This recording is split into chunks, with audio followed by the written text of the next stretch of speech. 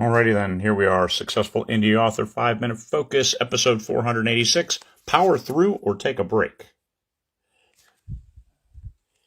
There's Stanley, he's in the back there. We just came back from a big long walk. Got brutalized by mosquitoes. But the air's nice and clean, nice and clear because of rain the last couple days, so finally the air is clear. Alright, power through or take a break.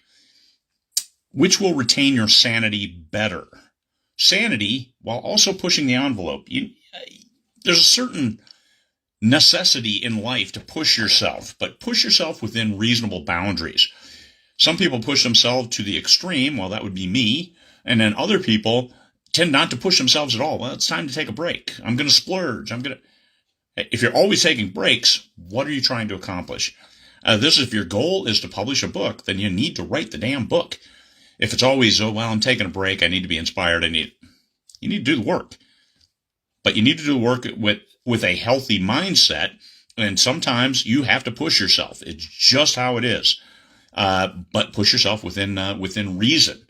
If you are results-oriented, you will stress by not being finished. That's me. If I don't get it done, if I don't write today, if I don't do these things, and it stresses me out. Because I need to get done. I have that end game in mind. If you're process-oriented, you will stress by the lack of efficiency. Because you're looking and you're all over the place like, what the hell? It's process-oriented. And then you get quagmired in the process and you might lose sight of the end game, which is the result. You want to get it done. But if you're process-oriented, you can look at improving your process for next time. Next time will be, okay, here's how I did it this time. I can cut this off. I can do this. I can order the cover earlier. I can do these things. So in process, you can also help yourself for the next time, but you can't get to a next time if you don't get there this time. So process, you kind of have to turn into results oriented as well. Now, if you're emotionally charged, I write awesome when I'm in a great mood. Well, then you need to make sure you're always in a great mood. But there's a thrill of finishing. If you can get done, that's a thrill. That's emotionally charging. And it gets even better than that. When you sell it and people buy it and they're all happy with the story, that is a huge rush.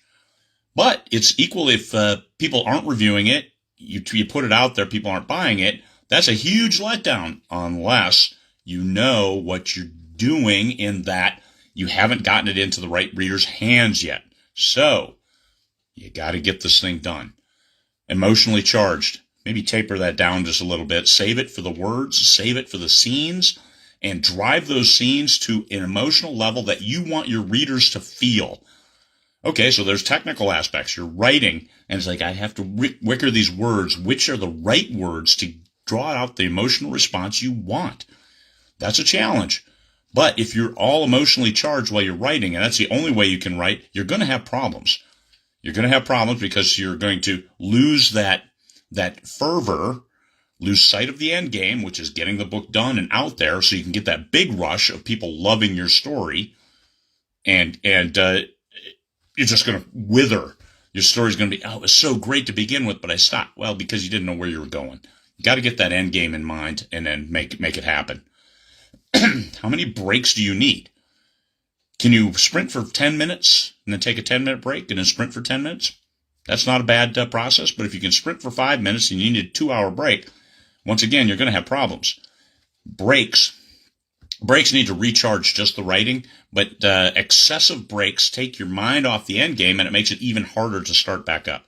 So manage your breaks appropriately within reason and get yourself out there so you can get those words that you need to get when you need to get them. If you only write on the weekend, make sure you get your time and write your words on the weekends. Make sure you're not taking too long of breaks because, hey, I'm a little burnt out from the week.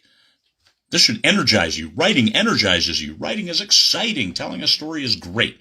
So what is a reasonable goal to finish? Embrace that goal and take all those steps you need to get there. Inchstones, milestones, end game. Are you going to finish? Promise yourself you're going to finish and live up to that promise. And promise yourself you're going to finish within a reasonable amount of time. If you think it's going to take 3 months to write this book, give yourself 6 months. But make sure you don't take longer than that. Because, well, hey, I gave myself 6 months. Are you going to push all the way to the end, and in the last week you're going to be trying to jam 10,000 words a day? That's not healthy. Then you need to take a break. Don't do that to yourself. Get the words 200, 500 a day, whatever it takes, but every day, and every time you set aside to write, write. Don't say, well, I'll write when I'm inspired. Well, guess what? You're never going to be inspired when you're sitting in front of the computer, because you're going to always want to do something else, like golf. You should always want to play golf. And if you're playing golf, well, then you're not writing. So anyway, lock that time away and make sure you do it. Now, the answer to how hard you have to push yourself is deeply personal. You don't lie to yourself. Don't think, well, I need 58 minutes of breaks every hour. That's not how life works. Life is a little harder on you than that. Maybe 30-30, maybe 40-20. Get something that's healthy. If you're always taking breaks, you got to relook at what you're doing. If you're a writer, you want to get lost in that story and you want to write. If you're just doing that, looking at it for the money, you're going to find a lot of problems, because it's going to be hard to be motivated. Well, what if somebody doesn't like the book? You write one bomb, guess what? You're no longer motivated to write to make money, because, hey, here's a month of your life and it didn't sell. Yeah, I've got a few of those. It's hard to get over, but guess what? I've got a few that sold really, really well, and that is buoying, B-U-O-Y, buoying. It stokes you for further and faster. All right, so there it is. Power through or take a break. Are you really powering through, or are you just doing the minimum to get done? Sometimes power through is the right answer, but powering through isn't giving yourself a 6-month deadline and writing it all in the last week. That's not good planning. The book isn't going to be optimal. Some people, that works great.